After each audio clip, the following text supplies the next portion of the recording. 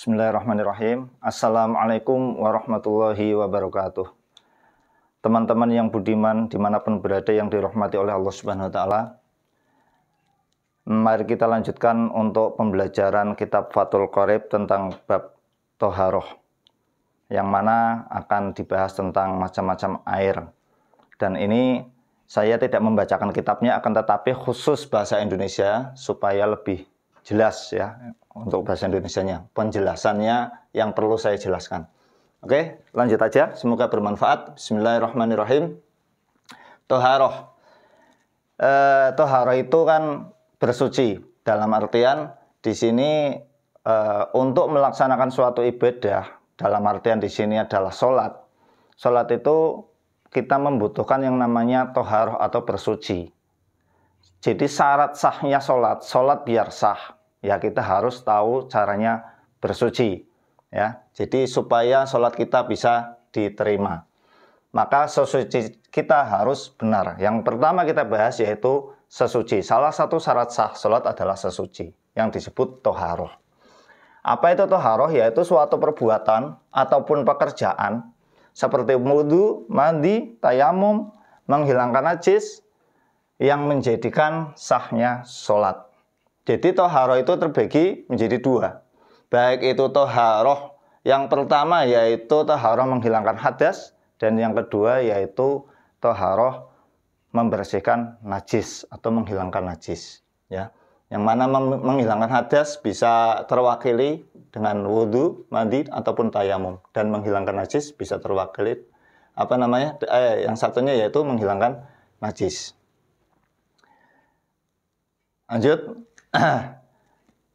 Sebelum kita membahas yang namanya taharah ini, pekerjaan ini, wudu, mandi, tayamum ataupun menghilangkan najis, kita membahas yang namanya wudu, mandi ya ataupun menghilangkan najis, kita membutuhkan peralatan atau sarana yang disebut air ya. Yang pertama kita pergunakan, yaitu yang sering kita gunakan adalah air.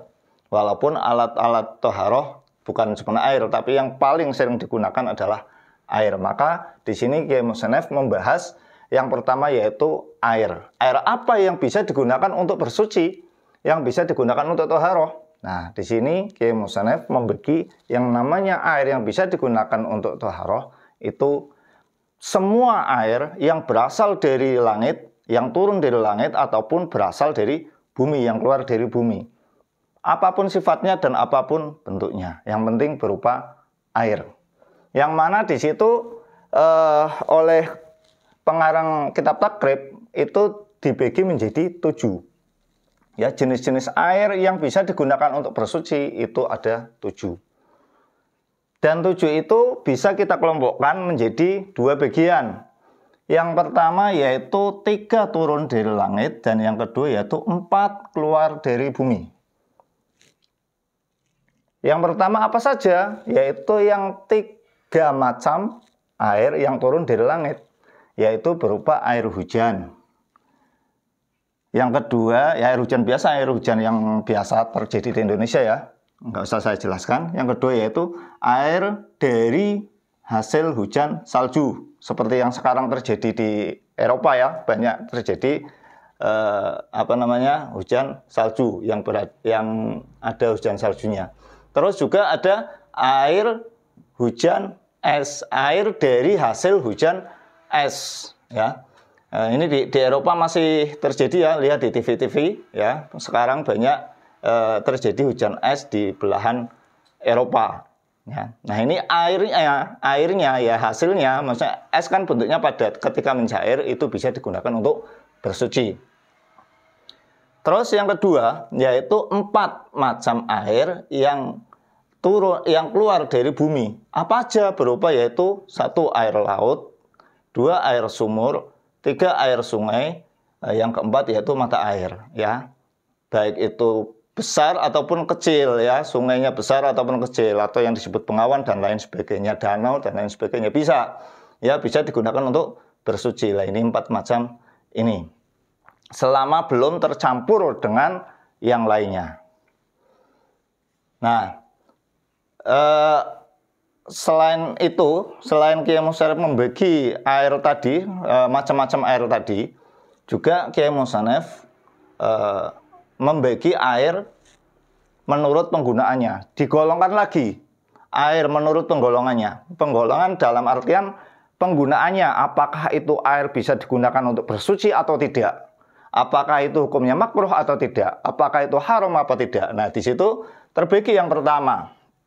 Kiai Musarrif membagi menjadi 4, kalau Fathul Qoribnya menjadi 5. Tambahannya yang 5 ini nggak saya tulis. Yang kelima yaitu air yang suci mensucikan, akan tetapi haram untuk digunakan. Yaudah, kita bahas yang pertama. Yang pertama yaitu pembagiannya yaitu air suci mensucikan serta tidak makruh digunakan, atau yang biasa disebut air mutlak. Itu yang pertama. Bisa disebut air mutlak ya, yang sudah saya jelaskan kemarin. Itu disebut air mutlak memenuhi 4 syarat. Yang pertama, air yang penyebutannya tidak disandarkan pada sesuatu yang menjadi asal dihasilkannya air tersebut. Ya. Jadi penyebutannya itu tidak disandarkan pada sesuatu yang menjadi asal dihasilkannya air tersebut. Contoh, air semangka dihasilkan dari semangka. Penyebutannya juga air semangka. Ditaruh di gelas air semangka, ditaruh di bak air semangka, ya, ataupun air kelapa, taruh di plastik air kelapa, taruh di kolam air kelapa. Nah, itu kalau disandarkan itu namanya bukan air mutlak, atau di situ disebut kalau kemarin kita bahas yaitu qayyid lazim, ya.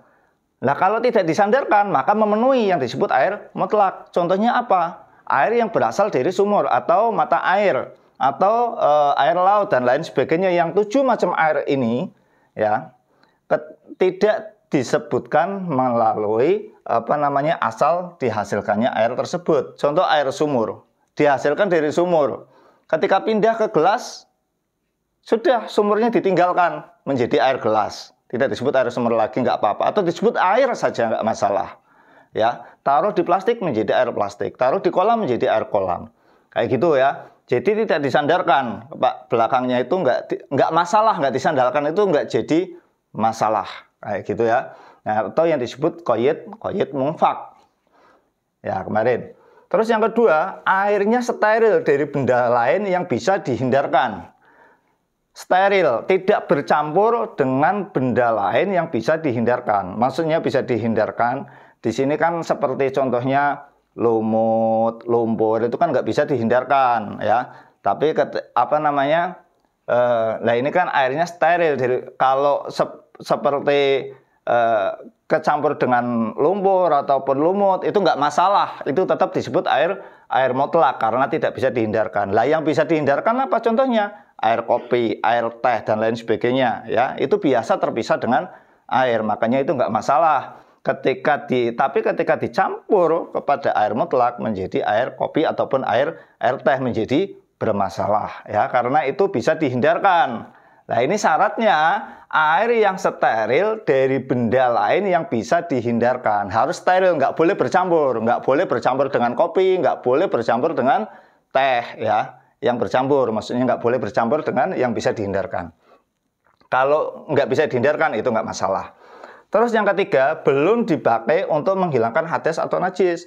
Memang airnya air mutlak, akan tetapi sudah untuk membersihkan najis atau tercampur dengan najis. Ada najis, ya, misalnya ini najis, kita siram, nah kan udah bercampur.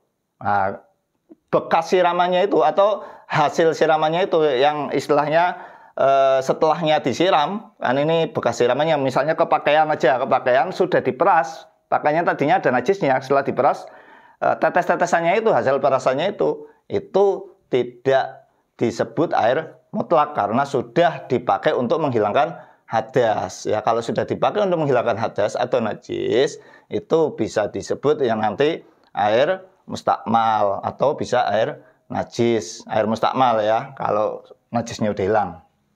Oke, saya kira cukup untuk air mutlak. Terus yang kedua, yaitu penggolongan lagi. Yang kedua yaitu air suci yang mensucikan, tak